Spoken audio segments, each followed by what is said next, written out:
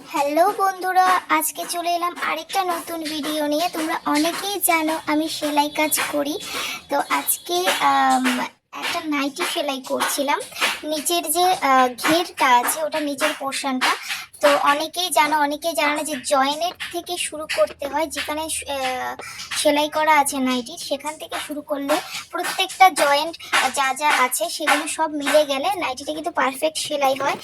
তো যারা জানো না তারা দেখে নিতে পারো, এই জিনিসটা জেনে রাখতে পারো। অনেকে হাতে সেলাই করে, অনেকে মেশিনে সেলাই করে।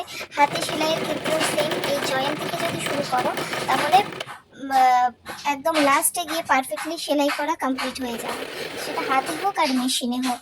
তো কারা কারা আমার মতো সেলাই করো টুকটাক? আমি তো একদমই প্রফেশনাল টেইলার নই। তো আমি আমার যে যাবতীয় কাজকর্ম সেগুলো, বাড়ির যে কাজ সেগুলোই করি যখন সময় পাই।